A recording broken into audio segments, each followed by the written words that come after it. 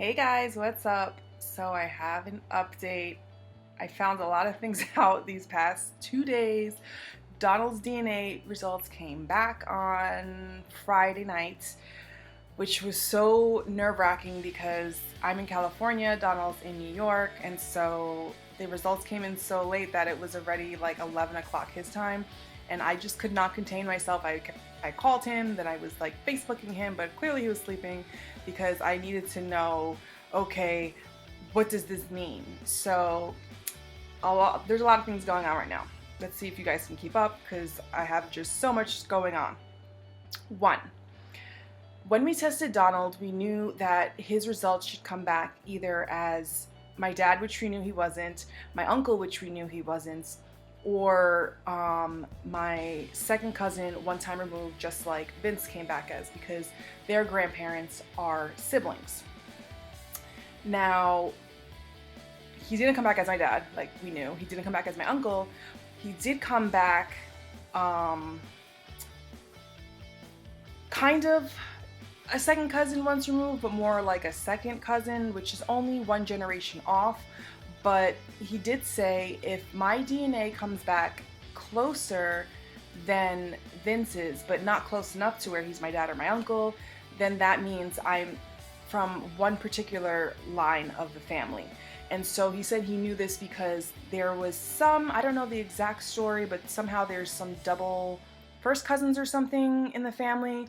And so if he came back closer to me, that means that I came from that line of the siblings of his grandparent and Vince's grandparent.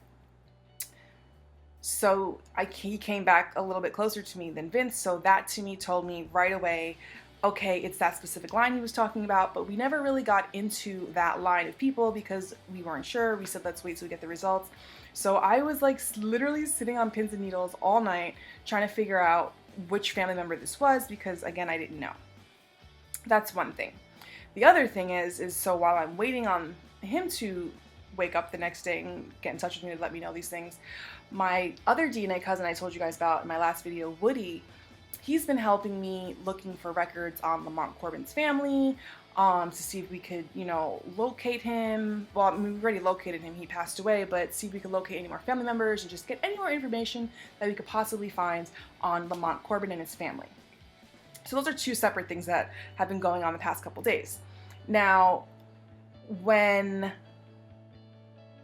Donald, I'm trying to keep all the names straight and everything right, so that's why I might be like going a little bit slower than normal. Donald got back to me the next day. He said, this is great news. That means that he knew for a fact that my great-grandparent was his grandmother's brother, and his name is Steven. So I'm like, all right, this is great. Steven, we know Steven's my great-grandparent. That means that one of his children was my grandparents, and then one of their children, one of their sons was my dad. So that was like great news. And he explained to me where the double first cousin thing came through and whatnot. So we definitely know for sure that my great-grandparent is Steven. Okay, so there's 5 children from Steven, and out of the 5 children, only one of them is alive. She turned 89 yesterday. Her name is Zenora. And so Zenora had 2 brothers that have passed away, and then she had 2 sisters that have passed away. Now, Zenora knows that she's not my grandmother because she didn't have any sons, and one of the sisters, she didn't believe had any children at all. So she didn't remember that, nor could we find any children for her. So then that only leaves her 2 brothers and her one sister that's left. Now, her one sister that passed away had a whole gang of kids. So it's very possible that it could be Sadie. Her name is Sadie. Sadie could be my grandmother and one of her children is my dad. Or it's possible that one of her 2 brothers that died had sons and could be my dad. So we do have to do some research on the 2 brothers to find out who their children were and whatnot, and go from there. So that's the information that I had, and I was very excited to start investigating these 3 family members and their children and see if they had anybody that was still alive or their children's children and go from there. Now, on the other hand, here we have Woody that's been helping me look for files and figure out this whole Lamont Corbin connection and his family to see, what we could find out. So he amazingly, has helped me a lot because You know, I've been helping a lot of people find their families, and it hasn't been so easy, but it's been, you know, pretty consistent and pretty straightforward and clear for me trying to help others. Now, when it comes to myself, I've been kind of not doing that great with that. And so I don't know if that's because I'm too close to it. It's for me and I'm just like, I have my blinders on. I don't know. But what I do know is that Woody has been a huge blessing to me because he has a little bit of more time than I do. He has more access to sites that I don't have access to because he pays for certain memberships, or he just, whatever, he's able to get certain documents that I haven't been able to find. So with that said, he was able to find a document of Lamont's birth mother. Her name was Annabelle, and of where she lived when she got arrested a few times for, you know, gun possession. She abandoned her children at one point. I believe she was stabbed while she was pregnant with Lamont Corbin. Like, luckily, obviously she lived, but like, it was a very, there's a lot of drama going on in that side of the family. So he was able to pull up all these records on this family, which was pretty interesting. So I gave him all the information that I had about this Stephen Jr. being my great-grandfather and his children, and so just kind of pass along that information to him because, again, he's related to me and to this same line of people, and he hasn't figured out how he's related to us. So he took that and ran. So he was able to find out, which is so crazy. He was looking up one of the daughters that we believe had no children, and he saw that she was married 3 times to 3 different people. And so I believe her second husband, I'm not sure if it was her first, it might have been her second husband, definitely not her third, but her second husband and her had lived in Chester, Pennsylvania, in this same exact house at the same exact time as Lamont Corbin's mother. And so we were like, hold up, like, this has to be the connection. This is totally the right line of family that I'm related to.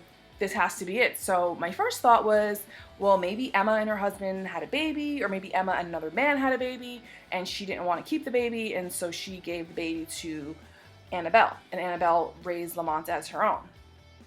That was my first thought, because, again, I'm trying to figure this out for myself, and so my mind is just very closed to what is going on. So had it been somebody else telling me this information, my brain would have been more open, and I would have seen like 10,000 different possibilities. So I call Donald with my theory of like, maybe this is what happened. And he said, no. He said what probably happened is that Emma and her husband were living there with Lamont's mother. Like, maybe they were friends, they were roommates, but whatever reason they were living together. And one of Emma's brothers probably came over, or they were probably hanging out and met Lamont's mom. They had a baby. And instead of Lamont's mom telling her husband the truth, which is the man listed as Lamont's father, which is John Corbin, she just passed him off as John Corbin's baby, and he's really Emma's brother's child. And so I said, duh, that makes way more sense than what I was thinking, because I don't even know why I didn't think of that. So now the question becomes, which brother was it? Because there's 2 brothers. They're very close in age. They're all within like a year apart, I believe, to a year or 2 apart. It's Annabelle.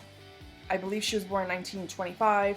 And then there's the one brother that I believe was born in 1926, and then the other brother was born in 1924. So they're all basically around the same age. So it could be any of those 2 brothers. So we don't know. So we do think that it could be the one brother. It means I don't think it could be the one brother. His name is also Steve. We think, or Stephen, or Stephen, I don't know. But it could be him, because him and his sister were very close growing up, and they just were inseparable. They actually even passed away together. Like, it's a whole other story that's really sad. So we're like, maybe it was him, and, you know, because maybe he was always hanging around his sister, who was around Lamont's mother. But then after doing more research, we found out his other brother, Eddie, was in jail for, I think, robbing a car, or I don't know. He was in jail for something stupid. He was supposed to be served 3 years in jail. He escaped the jail. It was in the newspaper. So we see the jail he was in at the date he was in there. And we also see that that's the same exact time that Lamont's mother, Annabelle, also was in that same exact jail at the same exact time. So I know men and women can't really meet each other in jail, but I don't know if there's any connection to that. It's just a coincidence, but it's definitely one of these two brothers. So we just have to figure out which one it is. Unfortunately, they both have passed away. I do know that one of them has two daughters. They're still alive, so we're hopefully going to get in contact with them and see if one of them will do the test to confirm if they're my aunt or not, or my half-aunts. And if they're not my half-aunt, then obviously it's the other brother. So that's where we're at. I'm really excited. I'm really nervous. Sorry for the whole long explanation. If I confused you even more, sorry. Ask questions down below. I will answer them to the best of my ability if I can. And that's just where I'm at. So basically, in conclusion, Lamont Corbin is my dad. The man in the picture that I showed you guys a couple times in a couple of videos, this is definitely my dad. Like, it is confirmed only because his mom was living in the same building, in the same house as Stephen Jr.'s children, so it's obvious that he's my dad, which is exciting that I'm finally figuring out who my dad is, but at the same time it's bittersweet and sad because he passed away in 2011 and I never got to meet him. So that's something else that I'm dealing with. It just sucks to know that I never got to meet my mom or dad or hold them or hug them or talk to them, ask them any questions, and it's just really sad for me, but at the same time it's also exciting because now I can finally kind of close this case and hopefully just move on with my life. Because I'm hoping that the one brother that had the two daughters is in fact my grandfather, because that means I would have two half-aunts on Lamont's father's side, and I'm hoping that Lamont's two brothers that I haven't found yet are alive, and I'll have another two uncles from his mother's side. So I'm really praying and hoping that again, the brother with the two daughters is my grandfather, because then at least I'll have gained two aunts and two uncles in place of not being able to meet my dad, and hopefully learning a little bit about my dad and about my grandparents and just, my uncles, how they grew up, which I can see clearly through the newspaper clippings. It wasn't the best lifestyle, but I'm praying that they got through it and they turned their life around and they didn't let it hold them back. So I'm just praying to meet more family and seeing what happens from here. So I will definitely keep you guys posted. So basically, we're going to wait for Zenora to test, even though we pretty much have confirmed that it for sure, she's definitely my great aunt. But again, you always just want 100% proof. And plus, it would be nice to see having a great aunt on my dad's side pop up in my Ancestry DNA results. And then the second thing is locating my potential grandfather's two daughters to make sure, have one of them test to make sure that he indeed was my grandfather, and if not, then his brother was. I'm not, again, sure if his brother had any children. I'm hoping he did, but we'll see. So that's where I'm at right now. I'll keep you guys posted. Make sure you're following my channel. I will be giving away an Ancestry DNA test when I reach 1,000 subscribers, so make sure you're subscribed to my channel so you can learn about that. And if you guys have any questions, please leave them below, and thanks for coming along on this ride with me.